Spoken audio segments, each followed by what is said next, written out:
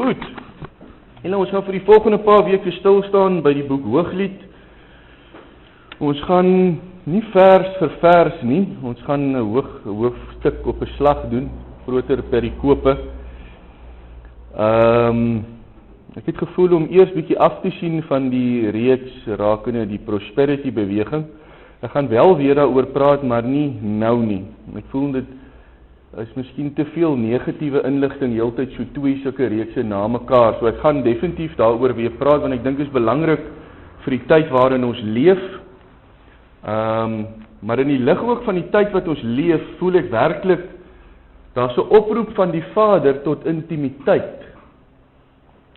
Want ek dink ons beweeg 'n tyd in met klomp verdraaide evangelies, verdraaide teologie, gemeentes wat jou eintlik nie werklik na die Vader se hart toe lei nie. En jy weet, daar's baie in die verlede al gepraat oor die eindtye ensovoorts, nie in die gemeente nie. Ek is nie 'n vreeslike eindtyd prater en so aan nie. Maar ek dink dis die eerste keer in die geskiedenis wat daar verdrukking na die kerk se kant toe staan uit alle oorde. Dis 'n wêreldwye ding wat besig is om op die waarheid toe te spits. Dis nie meer net hier in die land en net hier nie. Hierdie is 'n wêreldwye ding wat alou besig is om te druk en te druk en te druk. Jy moet maar net die nuus lees en kyk wat in die wêreld aangaan. Dis nie meer net daar in die Japaneese lande en in die moslimlande nie. Dis wêreldwyd, want die mense teen die waarheid van die woord gaan. Selfs die kerke begin teen die woord praat, die sê die woord is nie die woord van God nie, dis net 'n handleiding ensovoorts. So hierdie is 'n wêreldwye ding. Ek dink werklik ons is in 'n plek waar ek dink die Here vir ons baie duidelik wil sê, ons moet oplet rondom valsheid, dat die kerk suiwer kan bly, jou lewe suiwer kan bly. Maar om staande te bly in hierdie tyd, het 'n mens nodig om waarlik God te ken op 'n intieme vlak, om met hom te wandel op 'n intieme vlak. Nie sommer net op 'n godsdienstige vlak nie, ons het nodig om God werklik te ken. En ek dink dis 'n oproep uit die hart van die Vader is jy werklik met my besig? Of as jy net besig is, of as jy net besig om te arbei in die koninkryk? 'n Mens kan besig wees om te arbei in die koninkryk, maar jy's nie met die God van daai koninkryk besig noodwendig nie, of intiem met hom nie. En ek dink dis 'n belangrike ding wat op die Vader se hart is. Hy wil u weer oproep tot intimiteit met hom, vir my natuurlik, vir ons almal. Kom ons lees gou die eers 17 verse. Ek is nie seker of ek vanoggend die notas moet gebruik nie, maar kom ons kyk maar hoe gaan dit. Kom ons lees, die Hooglied van Salomo. Laat hy my kus met kusse van sy mond, want die liefde is kosliker as wyn. U salf is aangenaam van geur, u naam is soos salf wat uitgegiet is. Daarom het die jonkvroue u lief. Trek my agter u aan, laat ons gou maak. Die koning het my in sy binnekamers gebring. Ons wil juig en ons in u verheug. Ons wil u liefde prys meer as wyn. Met reg het hulle u lief. Ek is bruin gebrand, maar lieflik, o dogters van Jerusalem, soos die tente van Kedar, soos die gordyne van Salomo. Moenie na my kyk omdat ek so bruinerig is, omdat die son my verbrand het nie. Die seun van my moeder was toornig op my. Hulle het my aangestel as oppassers van die wingerde. My eie wingerde het ek nie opgepas nie. Vertel my tog, my sielsbeminde, waar laat u wy? Waar laat u smiddags die vee lê en rus? Want waarom sou ek wees soos een wat haar met 'n sluier toedraai by die kuddes van u metgeselle? As u dit self nie weet nie, mooiste onder die vroue, gaan dan uit op die spore van die skape en laat u bokkies wy by die hutte van die herders. Met die perde voor 'n wa van Farao vergelyk ek u, my vriendin. Lieflik is u wange tussen die kettingkies, u hals in die snoere. Ons sal vir u goue kettingkies maak met silwer knoppe. Solank as die koning aan sy tafel was, het my nardes sy geur gegee. My beminde is vir my 'n bossie mirre wat tussen my borste rus. My beminde is vir my soos 'n tros henna blomme in die wingerde van Engedi. Hoe mooi is jy tog, my vriendin, hoe mooi is u tog, u oë is soos duiwe. Hoe mooi is u tog, my beminde, ja lieflik ook is ons bed in die groenigheid. Die balke van ons huise is seders, ons paneelwerk sipresse, en dan wil ek hoofstuk 2 vers 2 ook lees. Vers 1. Ek is 'n narsing van Saron, 'n lelie van die dale, soos 'n lelie tussen die dorings, soos my vriendin onder die dogters. Net tot daar, ons gaan vandag net tot daar gaan. Net so 'n bietjie agtergrond tot hierdie gedeelte, as ons nou gaan begin by vers 2, is as 'n mens die agtergrond hier lees, dan was hierdie vrou, hierdie beminde van die bruidegom, was nie altyd in die paleis nie, né? Waar was sy? Sy was besig om wingerde te bewerk, so sy was 'n algehele arbeider. Sy was dus 'n arbeider, sy was dus nie 'n vrou van hoë stand in die gemeenskap nie. Sy was nie van adelstand nie. Sy was 'n arbeider, sy het in die wingerde gewerk, het was heel moontlik Salomo self se wingerde. So sy was nie altyd in die koning se paleis nie. Die koning moes so dus soontoe gebring het. Het heel moontlik, en dit is maar net wat ons kan bespiegel op grond van die gedeelte, is dat sy was besig om in die wingerde te werk, en hy het haar daar gevind, hy het haar dus daar gesien, hy het heel moontlik deur sy wingerde gery om te sien hoe dit gaan, weet nie hoe hulle daai tyd gemaak het nie, en hy het haar heel moontlik daar aan die werk gesien het, want iewers moes hy haar ontmoet het. Maar hier is 'n groot afstand tussen hierdie twee, die een is 'n arbeider en die een is 'n koning. Die een is 'n arbeider en die een is 'n koning, die een is van adelstand, hy kan kom uit 'n lyn van konings uit. Die ander een weet ons niks van nie, ons weet net sy is besig om in die wingerde te werk. Geweldige groot afstand tussen hierdie twee, en dis maar basies die beeld wat hierdie boek in die eerste plek vir ons wil uitbeeld, is dat, jy weet, Christus is die eerste een wat na ons uitgereik het, nie ons na hom nie. Hy is die eerste een wat na jou kom, in die hart, in die deur van jou hart kom klop. Hy is die eerste een wat tot jou nader. Hy is 'n koning. Hy is in die hemel. Hy is God. Ek meen, as jy al die goed van die woord lees, hoe dit God uitbeeld, wat dit van Jesus uitbeeld, dan kan jy dink aan die prentjie van hierdie God wat kom na 'n sondaar, besig om op hierdie aarde te arbei, om deur goeie werke eintlik sy weg tot die hemel te kry, maar dis onmoontlik. En is hierdie groot gaping tussen God en mens, maar God nader tot jou. Hy ken elke haar op jou kop, hy weet wie jy is. Hy is die eerste een wat jou nader trek. Maar die moment as jy op daai nader trek reageer, dan neem hy jou in. Hy bring jou die paleis in, sodat jy hom dieper kan leer ken, sodat die verhouding nou eers kan begin.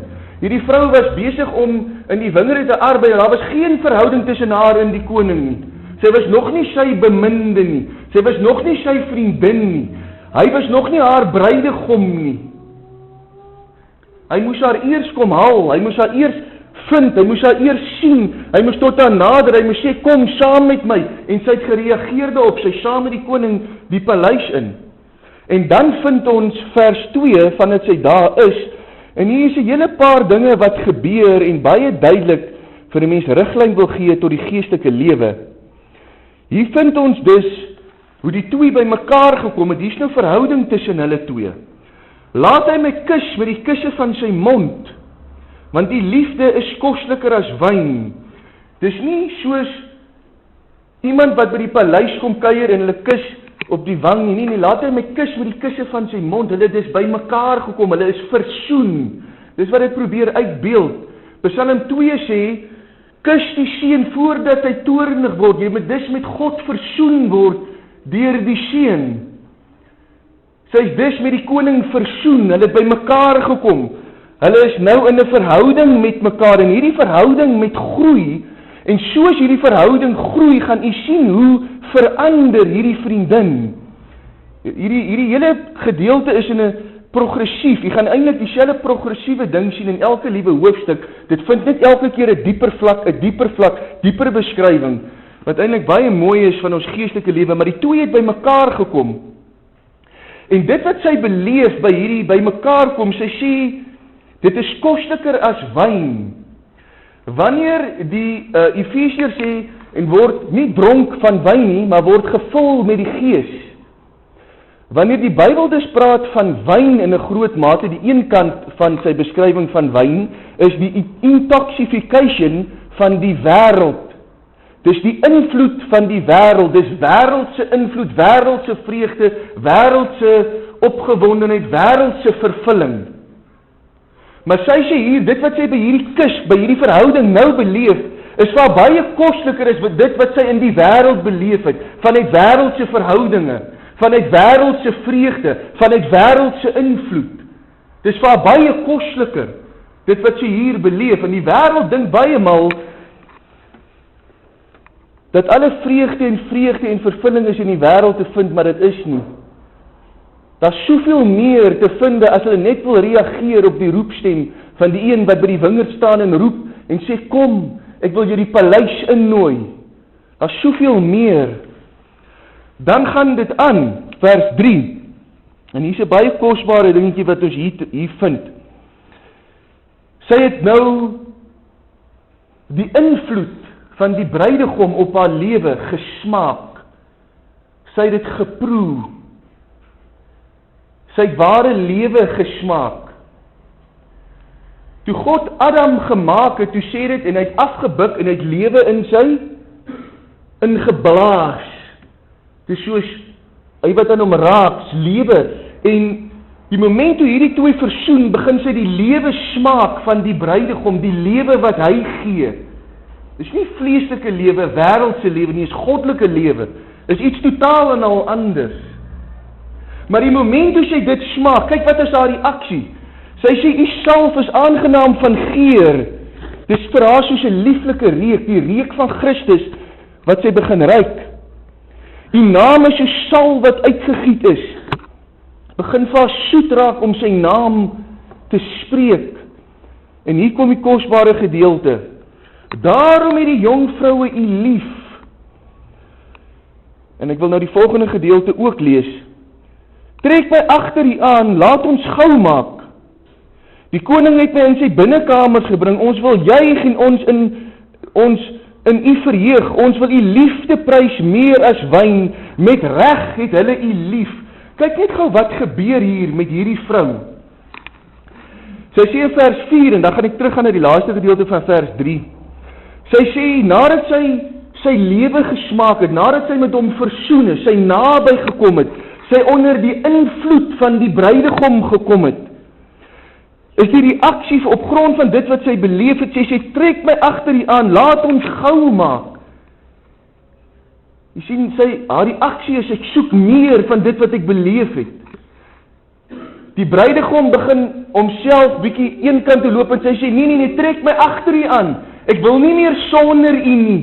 Ek kan nie sonder u nie. Ek wil aan u gekoppel wees. Trek my waar ook al u gaan, trek my agter u aan. Laat ons vinnig maak. Sy wil vinnig in sy teenwoordigheid kom. En wat doen die koning? Hy neem haar in die binnekamer in. Jy sien hierdie verhouding gaan al hoe dieper. Al hoe dieper. Al hoe 'n dieper vlak van intimiteit. Die binnekamer praat van die inner chamber, is die plek van die verborgene. Is die plek van die verborgene. Nie almal beleef altyd die intimiteitsvlak van die verborgde plekke van God en die binnekamer. Die baie van ons bly op die buitevlakke waar ons in die wingerde bly en arbei in die koninkryk van God, maar ons beweeg min in die binnekamer, in die inner chamber, en om werklik intiem te wees met die bruidegom.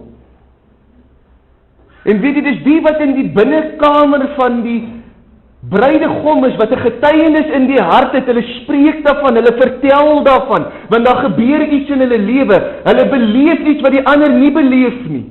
Hoor wat sê sy? Tweemaal sê sy dit. Daarom het die jongvrou u lief, nadat sy met hom versoen is, nadat sy hom gesoen het, nadat sy geur geruik het, nadat sy die binnekamer en sê sy weer, met reg het hulle u lief. Weet jy hoekom sê sy dit? Weet jy hoekom sê sy? Sy sê in vers 3, daarom het die jongvrou u lief. Met reg het hulle u lief.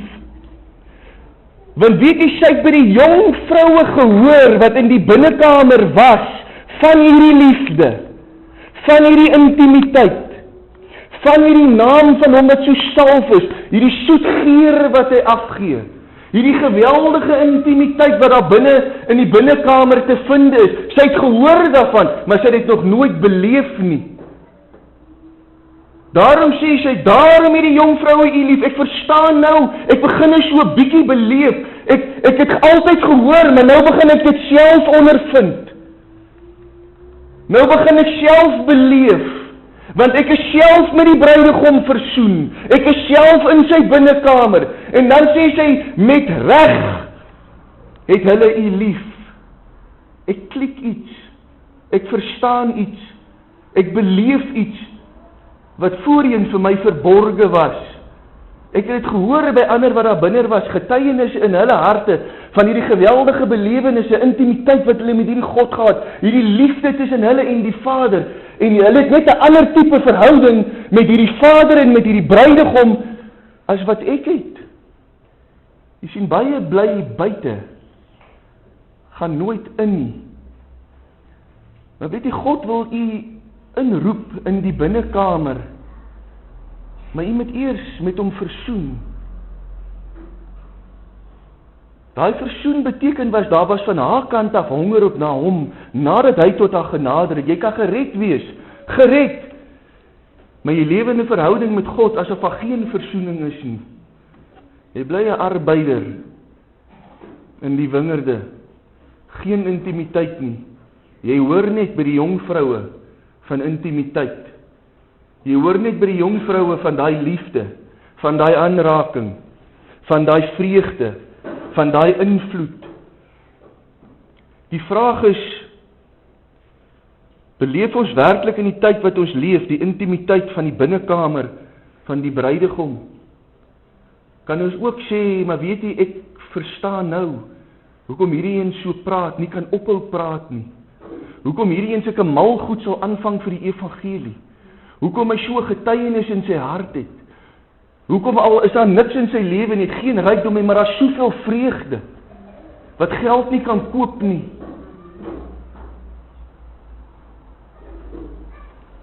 Die binnekamer, niemand kan dieselfde bly as hy die binnekamer van God en die bruidegom betree het nie.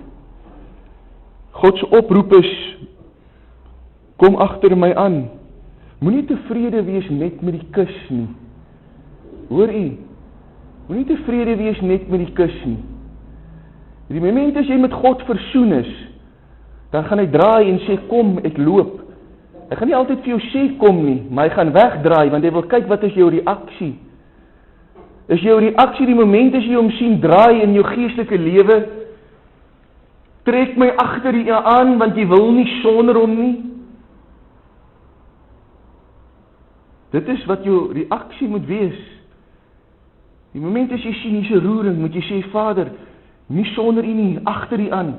Trek my agter u aan, laat ons vinnig maak, hier's 'n honger in my hart na meer. Ek het gesmaak wat die jong vroue smaak, ek soek nog, Vader. Ek het nog gehoor.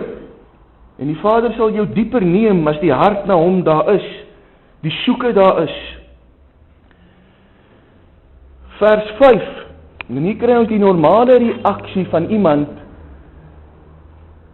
wat in die binnekamer vertoef het. Vers 5. Ek is bruin gebrand, maar lieflik, o dogters van Jerusalem. Hier is hy nou besig om met hulle te praat. En weet jy, hier is seker een van die grootste foute wat ons ooit kan maak in die geestelike lewe, tot groei en om in vrymoedigheid te bedien. Hier is die ander vroue met die getuienis. Waar het sy gehoor van die intimiteit by die jong vroue van Jerusalem? Dit was die ander vroue wat daar was. Hulle was heel moontlik velle lig van gewaad, want hulle was nie dag en nag in die son nie. Maar kyk wat doen sy. Sy sê vir hulle, ek is bruin gebrand. Sy vergelyk haar dus met hulle. Het jy al dit gedoen? Nie o genade, hier sit hierdie geweldige predikant, leraar, hy is een van die grootste leraars in die wêreld. Hier sit hy hier, weet jy hoe voel dit vir 'n ou partymal soos ek om nou hier voor te staan en preek? Jy is so bang, die ou vind iets fout of iets is nie reg, jy is heel gespanne want jy vergelyk jou met hierdie man wat hy al beleef het, wat jy al uit sy mond uit gehoor het, en sy is besig om haar met hierdie persone waar sy van hierdie intimiteit gehoor het te vergelyk. Ek is breingebrand oor jong vroue van Jerusalem. Vergelyk jy nou en dan. Hy wil nie opstaan om te getuig nie, want jy's bang, jy's nou van hierdie groot geestelike, goddelike mense wat hier sit, wat nou, jy gaan nou nog, jy's net bang, jy sê iets verkeerd. Hierdie is presies wat jy besig is om te doen. Ek is breingebrand. Daai breingebrand is hierdie vrou, omdat sy in sy teenwoordigheid is sy besig om haarself te sien in die lig van wie hy is. En die eerste ding wat sy doen is, op grond van hoe dieper jy inbeweeg, hoe meer gaan jy van jou eie gebrek sien. Want God wil hê jy moet dit hanteer. Dit moet hanteer word. Maar hy hanteer dit op 'n totaal en al ander vlak as wat u en ek dit baie maal sal hanteer. Ek kan dit nou vir u wys. Hoe sag hy met haar werk. Maar jy moet ophou om jouself met ander te vergelyk. U is reeds met die Seun versoen. Hy is besig met u en my. Hy sal u self transformeer. U volg nie mense nie. U volg die bruidegom. Hou op na mense kyk. Hou op u lewe met ander mense vergelyk. Jy wil so graag soos hierdie persoon wees. Nee. Jy wil net een ding in jou hart en dit is, ek haal my oë af van mense. Jy gaan sien hoe haal jy jou oë af van mense. Gaan dit nou vir jy wys, hoe vind jy die transformasie in haar plaas. Maar die brein gebrand is, sy sien haarself in die lig van wie hy is. Hoe dieper jy ingaan in die intimiteit, in die binnekamer, hoe meer gaan jy van jou eie gebrek sien. Want hoe dieper beweeg jy sy lig in, hoe meer sien jy die duisternis. Dan sê sy, soos die tente van Kandar, soos die gordyne van Salomo. Dan sê sy vers 6, en sy sê dit vir die dogter van Jerusalem, moenie na my kyk, omdat ek so breinrig is nie, omdat die son my verbrand het nie. Sy wil nou nie hê, hulle moet na haar kyk nie, want sy sien soveel van haar eie gebrek, dat sy half haarself vir mense, en vir die bruidegom wil verberg, want sy sê, die seun van my moeder was toornig op my, hulle het my aangestel as oppasters van die wingerde, my eie wingerde het ek nie opgepas nie. Dan sê sy aan die einde van vers 7, net gevindig, ek wil net graag vir hierdie 3 goed, sy sê, tweemaal sy is brein gebrand, sy is dus baie bewus van die feit hoe sy lyk, van haar eie beeld, in die lig van hoe sy die ander dogters van Jerusalem sien, en in die lig van die bruidegom. Dan maak sy 'n stelling, moet tog nie na my kyk nie. Sy wil haar verberg verander. Dan sê sy in die laaste gedeelte van vers 7, waarom sou ek wees soos een wat haar met 'n sluier toedraai by die kuddes van u metgeselle? Jy sien, sy wil haar toedraai met 'n sluier. Sy wil haar totaal en al bedek, dat mense moet tog net nie hierdie gebreke in haar sien nie. Sy wil haarself toemaak, sy wil haarself bedek, sy onttrek haarself van mense, moet tog net nie my sien nie. Hoe meer hierdie mense met my te doen het, hoe meer gaan hulle my gebreke sien. Sy wil nie gesien word nie, sy wil haarself toedraai. Sy skaam vir hoe sy lyk. Maar kyk die hart van die bruidegom. Vers 8, ons gaan nou weer terugkom na hierdie ander gedeelte, vers 7, baie kosbare gedeelte, vers 8. Kyk sy reaksie, op hierdie stellings wat sy van haarself maak, dat sy haarself met 'n sluier wil toedraai, dat sy sê, ek is brein gebrand. Kyk is die eerste woorde wat hy vir haar sê. Onthou, hierdie is wat sy van haarself sê, Dis die openbaring wat sy van haarself kry, maar dis nie hoe die bruidegom na haar kyk nie. Hy sê in vers 8, daar het sy eintlik so sê, dogters van Jerusalem moet tog nie na my kyk nie, want ek is so brein gebrand, ek is lelik. Ek wil my toedraai met 'n sluier, mense moet tog glad nie sien hoe ek lyk nie. Maar kyk hoe werk die bruidegom met haar, in haar eie gebrek. Hy sê, as jy dit self nie weet nie, mooiste onder die vroue, hoor hoe spreek hy aan? As jy dit self nie weet nie, mooiste onder die vrou, hoor net hoe bevestig hy, wat is die eerste ding wat ons doen, as ons ons eie gebreke sien? Ons wil nie naby God kom nie. Ons is nie goed genoeg om te bid nie, ons is nie goed genoeg vir intimiteit nie. Ek kan nie naby die Here kom nie. Weet jy wat, Romeine 8 sê, daar's geen veroordeling meer nie. Daar's geen beskuldiging meer nie. Want jy is met Jesus versoen, daar's vrede tussen God en mens. Ons dink altyd as ons nou ons moet eers weer wit raak van gelaat, voor ek nou voor God kan verskyn. Ek moet lyk soos die ander vrouens van Jerusalem, dan kan ek nou eers weer by die bruidegom. Dis die grootste fout. Want weet jy, as jy nie by hom kom, dat hy jou weer bevestig wie jy is, maak nie saak hoe jy lyk en in wat se toestand jou lewe is nie. As jy nie in die lig van by hom gaan staan, dat hy weer vir jou kan sê, maak nie saak hoe jy lyk nie, jy is die mooiste van al die vroue vir my. Gaan jou binnewêreld nooit verander nie. Jy sien, is daai woorde wat in jou waarde gee. Dis daai woorde wat in jou identiteit gee, in jou eie sonde. Maar jy sien, hy sal deel met dit in jou. Moenie van hom weghardloop nie. Moenie jouself toedraai met 'n sluier en jouself wil bedek nie. Maak oop. Maak oop. As jy dit self nie weet, die mooiste onder die vroue. Dan vers 9. Met die perde voor, kom ek lees vir eers vers 10, gaan ek teruggaan.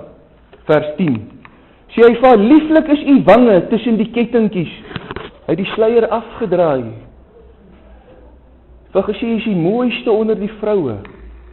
Hy draai die sluier af, hy sê, lieflik is u wange tussen die kettingkies, u hals in die snoere. En dan sê hy vir, ons sal vir u goue kettingkies maak, met silwer knoppe. Wie wat sê hy vir, kom net na my toe, ek sal jou versier. Ek sal vir jou sê hoe mooi jy is. Ek sal die sluier afdraai. Ek sal vir jou sê hoe mooi jou wange is, hoe mooi is die juwele wat jy reeds aan het. Al dink jy daar's niks in jou nie, jy's vir my mooi. Ek sal vir jou nog kettingkies aansit, ek sal vir jou kosbaarder juwele aansit. Ek sal jou lewe versier, jou nog mooier maak as wat jy voorheen was. As wat jy voorheen was.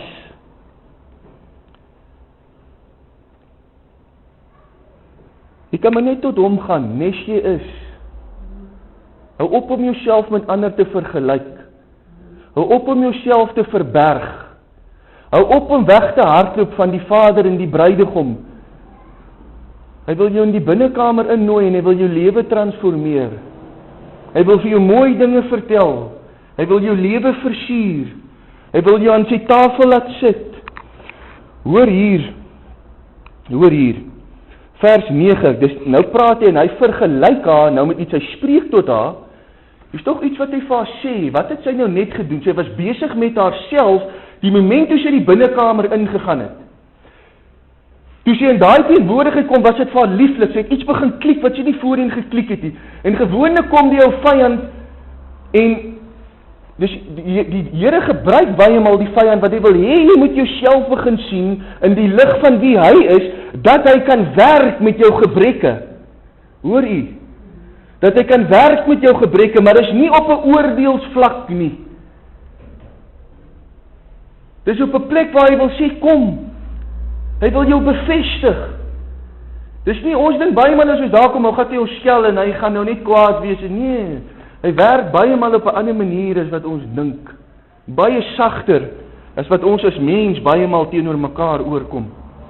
Maar hoor wat sê hy vir aan vers 9, met die perde voor 'n wa van vader vergelyk ek u my vriendin.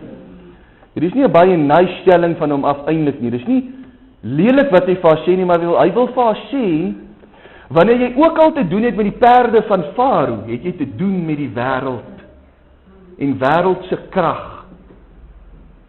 Wat hy vir haar eintlik hier probeer sê, hy vergelyk het, want hy wil hê sy moet klik. Hy wil hê sy moet klik. Jy was nou net in die binnekamer en jy het iets geesteliks geklik. Jy het iets beleef wat die ander beleef het. Jy het iets begin smaak wat dit wat jy by ander gehoor het ook gesmaak het. Maar kyk wat doen jy nou? Jy vergelyk jou met ander, dis vleeslik. Jy kyk na jouself en jy wil jouself van my verberg, dis vleeslik. Hierdie goed waarmee jy nou besig is vleeslike wêreldse goed. Dis die invloed van die wêreld op jou. Daarom vergelyk jy haar soos 'n perd voor die wa van Farao. Dis vleeslik om jouself met ander te vergelyk. Dis vleeslike gedagtes om jouself te verberg van ander, te probeer verberg van God. Dis vleeslik om heeltyd na jou gebreke te kyk. Dis vleeslik. En God wil sê, nee, draai.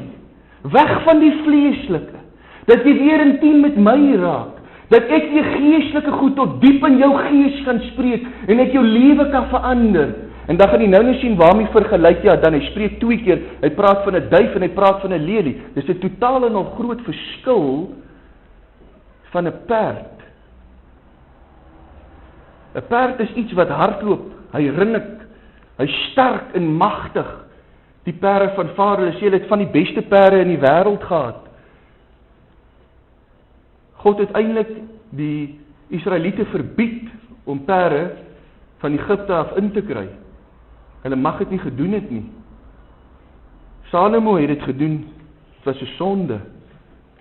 Maar hy vergelyk dit dus met vlees, ongehoorsaamheid, goed wat sy nie veronderstel is om te doen nie. Dan vergelyk hy hier, ek wil net gaan deur die vergelykings aan. Hy sê, hoe mooi is jy tog, vers 15. Hoe mooi is jy tog, my vriendin. Hoe mooi is jy tog, u oë is soos duwe. Jy sien, hy gee nie meer die beeld van 'n perd nie. Want hy het tot 'n hart gespreek, hy het die sluier afgehaal. Hy het van gesê hoe mooi sy vir hom is. Hy het van nog juwele aangesit, kosbare goue kettingkies met silwer knoppe. Sy het aan sy tafel gaan sit. Hulle dis gevoed. Hy het haar siel vol gemaak. En in hierdie proses het daar verandering in haar lewe geraak. 'n Duif in die Bybel spreek van vrede. Spreek van vrede, spreek van rus. 'n Duif aan die ander kant kan nie soos 'n verkleurde mannetjie op honderde verskillende verkleurde met jou gesien hoe gaan hy kan reg rondom kyk met sy oë. Sy het nie meer verkleurde mannetjie oë nie. Sy het oë soos 'n duif met sy kop so draai. Hy kan nie so kyk op een slag, hy hou 'n bietjie 'n duif dop. Hy het 'n enkel oog. Weet jy wat het hier gebeur? Hoekom word sy hier vergelyk met 'n duif? Die vlees het gemaak dat die aandag op haarself is, die aandag op mense is. Maar toe sy weer by hom kom en hy spreek woorde tot haar hart, hy haal die sluier af, hy sit vir haar neer kettingkies op, hy versier haar. Sy gaan sit aan sy tafel, toe begin sy oë soos 'n duif kry, die oë weg van haar af, van haarself af, weg van die mense af, die oë enkelvoudig gefokus op hom. Sy het nou oë net vir hom, sy nie meer op haar gebrek nie. Dis nie meer op ander mense wat sy dink beter is as sy, en sy wil haarself bedek vir die nie. Die oë is nou op hom, want weet jy, sy het identiteit gekry. Dit wat sy daar gehoor het, is wat haar hart eintlik gesoek het. Die fokus is nie meer op die breingebrandheid nie. Die fokus is nie meer op waar hierdie breingebrandheid vandaan gekom het in die wingerde op mense wat toornig op haar was nie. Is nie meer op haar verlede nie. Is nie meer op haar verlede nie. Die verlede kan jou brein brand. Die verlede kan jy breingebrand wees in die son oor mense wat oor jou toornig was, het jou gewond, het jou seer gemaak, het jou in die oopte gelaat waar daar geen bedekking was nie, geen sekuriteit nie, geen beskerming nie. Nou weet jy, God verander dit in 'n mens se lewe. Hy is die grootste en die beste beraader wat jy kry. Hy weet al die woorde wat jou hart nodig het om jou te genees. Dat die fokus nie meer op die verlede is waar die breingebrandheid vandaan kom nie. Hy begin tot haar hart spreek, sy vind genesing. Enkelvoudige fokus op hom soos 'n duif. Sy het rus gevind. Nie meer aan die gang soos 'n perd voor die wa van Farao nie. Nee, sy het rus gevind met 'n enkelvoudige fokus op hom. En dan vergelyk hy aan vers 2, hy sê ek is 'n narsing van Saron, 'n lelie van die dale, sê hy vers 2, soos 'n lelie tussen die dorings, so is my vriendin onder die dogters. Soos 'n lelie tussen die dorings, so is my vriendin onder die dogters. Hier word sy vergelyk met 'n lelie. Hy vergelyk haar dus met 'n blom. Weet jy wat sê hy eintlik van nou? 'n lelie kan nie groei uit homself nie. Hy is afhanklik van reën. Hy is afhanklik van die elemente. Dit spreek van totale afhanklikheid in hom. Sy is enkelvoudig gefokus op hom. Hy het opgehou arbeid in die wingerde. Sy is nou soos 'n lelie in die veld. Totaal en al afhanklik van hom. Sy het tot rus gekom. Sy het afgegee. Sy rinnik nie meer soos 'n perd nie. Sy fokus nie meer op haarself nie. Sy wil haarself nie meer bedek nie. Nee, want sy het gevind in die oë van hom is sy mooi. Is sy die mooiste. Het hy haar aan die tafel laat sit? Het hy vir haar nuwe kettingkies aangesit? Het hy haar bevestig? Is sy soos 'n duif wat nou net op hom fokus, want sy vind alles wat sy nodig het van hom, en daarom is sy soos 'n lelie in die veld, totaal en al afhanklikheid. En weet jy, uit daai afhanklikheid raak jy soos 'n blom wat uitspruit. Is mooi. Jy begin vrugbaar. Jy begin mooi raak. 'n Blom gee geur af. Dit gee kleur. Dit bring lewe. Bring lewe. Totale transformasie in haar lewe, net in die teenwoordigheid van die bruidegom. Omdat sy net gaan sit het onder sy woorde. Ek dink, hy het haar totaal en al anders hanteer as wat sy gedink het. Kom ons kyk gou, blaai gou terug, kyk gou terug na vers 6. En hierdie is 'n paar vrae wat ons onsself moet afvra.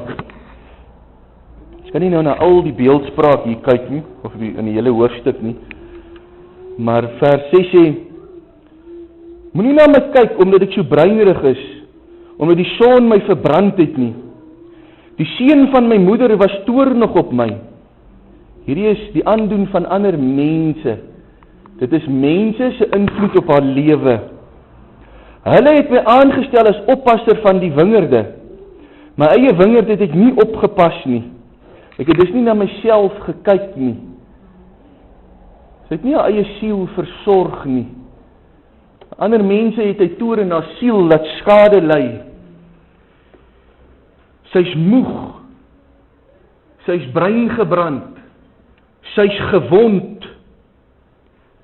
En omdat sy so is, vra sy in vers 7, vertel my tog, my sielsbeminde, waar laat u wy, waar laat u smiddags die vee lê en rus?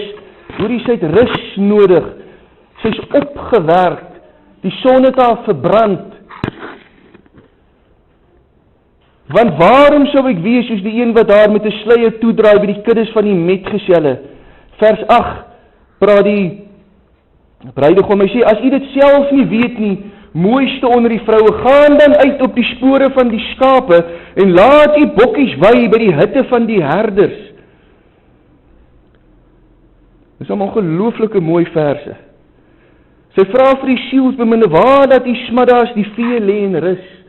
Hierdie vrou is moeg en sy's op, sy's gewond. Sy het nodig om tussen 'n kudde te kom waar daar versorging is. Dit is natuurlik 'n baie duidelike beeldspraak van die liggaam van Christus. En dan sê die bruidegom, en dit is die vraag wat ons onsself moet afvra. Hy sê nie vir haar daar en daar en daar sal nie, hy sê nie meer. Gaan dan uit op die spore van die skape. Hoe sy gaan wanneer sy hulle begin soek, sien sy nie die skape nie. Sy sien die spore. Dit is 'n baie belangrike ding om hier te sien. Dis nie dat sy die skape onmiddellik sien. Dis nie dat sy onmiddellik sien waar die herders is nie, maar sy sien waar hulle was. Sy sien waar hulle was, en daar waar hulle was, het hulle spore agtergelaat. Laat die kerk van Christus, vandag waar hy beweeg, spore in die gees agter, wat ander mense kan volg, want hulle hoor hierdie getuienis, hulle sien hier het iemand in iemand se lewe gebeur, en daai persoon kan sê, daar's hulle. Sy het hy spoor gevind. En die gees is daar 'n spoor getrap deur jou lewe, deur die invloed wat jy op mense gehad het, deur die invloed wat jy op hierdie aarde gehad het. Kan mense daai spore volg? Die skape in die huis van die herders vind? Door die impak wat ons gehad het in mense se lewens? Kan God van hierdie gemeente sê, Iemand dalk in hierdie gemeenskap moeg, uitgeput, dalk met God versoen, maar hy is so uitgeput en moeg en verwond, dat die liggaam van Jesus nodig, kan hulle die getuienis hoor van die ware skape en op daai spore wandel en by die regte plek uitkom. En weet jy, hierdie is baie belangrik, want jy kan nie deesdae vir mense net sê, jy gaan volg enige spore nie. Hulle sal by herders uitkom wat wolwe in skaapsklere is. Is die kerk se spore eg, is dit rein? Lei dit na 'n plek van waarheid en bevryding en liefde en versorging? Of lei dit na 'n plek van groot afval en wegdraai van God? En laat die bokkies wy by die hutte van die herders. Sy het dus op 'n plek gekom van rus. 'n Plek waar haar bokkies kan wy. Hoorie, wie se bokkies is dit? Is hare. Dis die plek waar sy versorging moet vind. Hoorie, sy het net gesê, ek het nie na my eie wingerde gekyk, sy sê, dis nie haarself versorging. Maar die moment toe sy die spore van die skape vind, en sy die huisies van die herders vind, is 'n plek van beskerming. Toe sê dit, toe kon sy haar bokkies, laat sy kon nou begin kyk na haarself, na haar eie siel begin kyk. Sy kan genesing vind, sy kan versorging vind, sy kan voedsel vind. Dis die kerk, dis die liggaam van Jesus. Is hierdie 'n plek waar mense versorging kan vind, waar daarna mense gekyk word, omgesien word, mense se siel genesing vind, mense se siel voeding vind, mense beskerming vind. Dis uiters belangrike vrae om onsself af te vra. Die hart van hierdie boodskap glo ek is werklik, is die Vader wat vir u wil sê, daar is meer as wat u tans ondervind. Hy wil nie jy moet net met hom versoen wees nie. Hy soek jy in die binnekamer.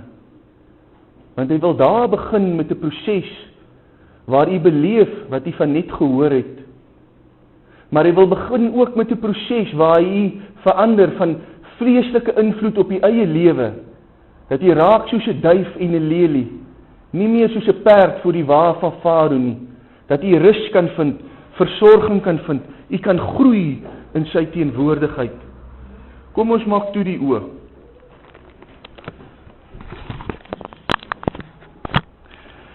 Ag Vader, hier is vir my net so ongelooflik om u hart te sien. Here, partymal wil ons so van u af weghardloop as ons in 'n verkeerde lewenswyse of in 'n verkeerde patroon geval het en ons fokus so op onsself is en so op ons eie gebreke en ons so nie waardig voel nie en ons so veroordeeld voel en Here, u is nie die een wat veroordeel, is die vyand. U is nie die een wat beskuldig nie, dis die vyand. Dis die vyand wat vir ons leuns spreek oor u. Die bruidegom is nie soos ons baie maal uit ons vlees uit dink nie. Die bruidegom is nie soos die vyand hom uitmaak nie.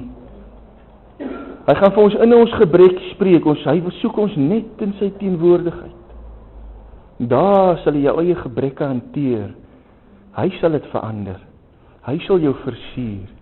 Hy sal jou mooier maak. Hy sal vir jou rus gee.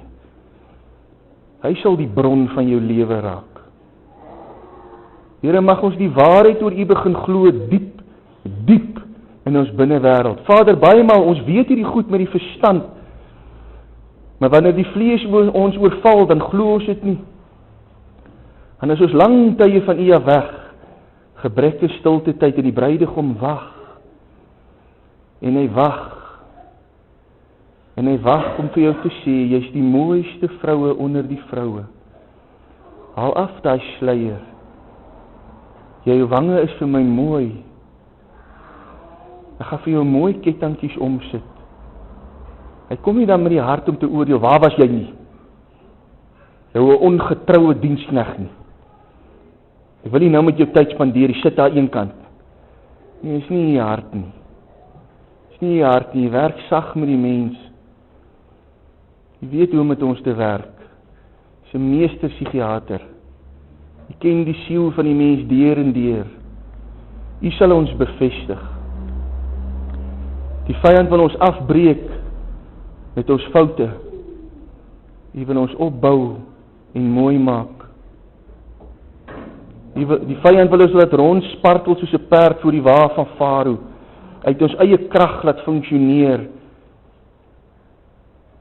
Ons self uit die vlees na kyk. Hy sê nee, ek wil jou maak soos 'n duif. Enkelvoudig gefokus op my. Ek wil jou laat blom soos 'n lelie, dat jy jou geur kan gee, jou klere kan wys. Ek sal jou die water gee om te groei. Al is jy op hierdie aarde, tussen dorings, in afhanklikheid aan my, sal jy opspruit soos 'n lelie, en jy sal blom en jou geur gee. Here, mag ons gewortel bly in U. Mag ons voed van die stroom van lewende water. Eet van die brood van die lewe, soos wat ons aan die tafel van die bruidegom sit, in Jesus naam. Amen. Amen.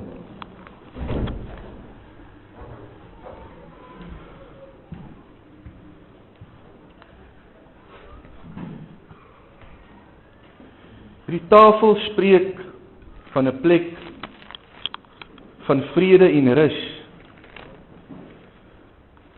Nadat die Vader, Jesus, sy liggaam vir ons verwoes was, sy bloed vir ons gevloei het hy opgestaan uit die dode, het 40 dae daarna opgevaar na die hemel, en uit die binnekamer van sy Vader inbeweeg, die allerheiligste. En Efesiërs sê, ons sit in hemelse plekke in Christus. U is dus reeds daar. Draai net na u regterkant en wees intiem met die Vader. U is welkom daar binne. U mag maar daar wees deur die prys wat die Seun betaal het. Jesus het hierdie prys betaal oor een rede, dat hy vir homself 'n bruid kon loskoop. Een met wie hy intiem kan wees, een met wie hy kan wandel, een wie sy lewe hy deur sy eie lewe kon transformeer.